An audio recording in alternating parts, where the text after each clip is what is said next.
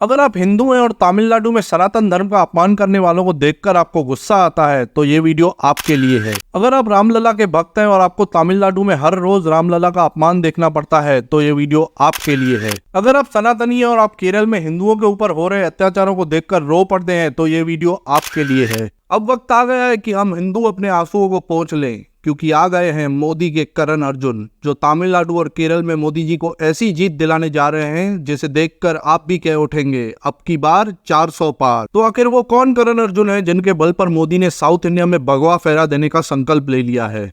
तो आइए सबसे पहले आप मोदी के इन दो करण अर्जुन को पहचान लीजिए। मोदी के ये अर्जुन है तमिलनाडु के युवा बीजेपी अध्यक्ष अन्नामलाई, तो मोदी के करण है केरल के बीजेपी अध्यक्ष के सुरेंद्रन। मोदी के इन साउथ के सिपाहियों ने कमर कस ली है कि वो मोदी की गारंटी को साउथ के गांव-गांव में पहुंचा देंगे और हर उस हिंदुओं के आंसुओं को पोंछ देंगे जो पिछले 100 साल से अपमान सह रहे हैं। अगर आपने इतिहास को पढ़ा है तो आपको ये जरूर याद होगा कि किस तरह केरल में आज से ठीक 102 साल पहले मुपल्ला मुसलमानों ने हिंदुओं के खिलाफ ऐसा दंगा किया था जिसमें हजारों हिंदुओं का कत्ल कर दिया गया था और हजारों हिंदुओं को धर्मांतरण कर उन्हें मुसलमान बना लिया गया था।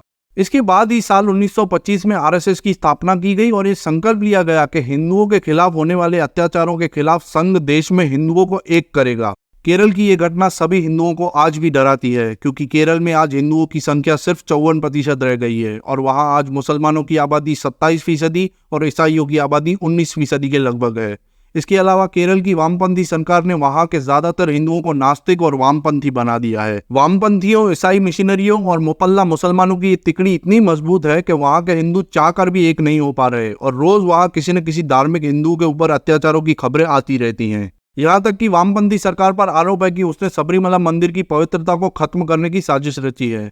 केरल में आए दिन आरएसएस कार्यकर्ताओं की हत्याओं की खबरें आती रहती हैं और इसका आरोप भी वहां की वामपंथी और मुस्लिम परस्त पार्टियों पर लगता रहा है। लेकिन इसके बावजूद इतने सालों में केरल में हिंदुओं की रक्षा करने वाला कोई नहीं था। लेकिन के सुरेंद्रन ने न केवल हिंदुओं की रक्षा का बेड़ा उठाया बल्कि उन्होंने सबरीमला मंदिर में औरतों के प्रवेश की वामपंथी चाल को खत्म करने के लिए एक ऐसा आंदोलन शुरू कर दिया जिसके बाद केरल का हर एक हिंदू जागरूक हो चुका है। भले ही इसके लिए के सुरेंद्रन को 21 दिन की जेल की यातना सहनी पड़ी हो, लेकिन उसके बाद के सुरेंद्रन की छवि एक ऐसे नेता की बन गई जो हिंदुओं के लिए किसी भी हद तक जा सकता है। मोदी ने के सुरेंद्रन के इस गुण को पहचान कर उन्हें केरल की भाजपा का अध्यक्ष बना दिया। जिस केरल में बीजेपी को अभी तक 15% वोट्स मिले हैं, वो के सुरेंद्रन की काबिलियत की वजह से इस बार 25% के आंकड़े को पार करने जा रहा है। और अगर ऐसा हो गया तो ये निश्चित मान लीजिए कि केरल की 24 लोकसभा सीटों में से बीजेपी कम से कम 10 से 12 सीटें जीतने का कमाल दिखा सकती है। करण के इस महान कार्य से केरल में बीजेपी वामपंथियों के गढ़ को बेच सकती है, लेकिन तमिलनाडु में इससे भी बड़ा चमत्कार होने की उम्मीद प्रधानमंत्री मोदी को है।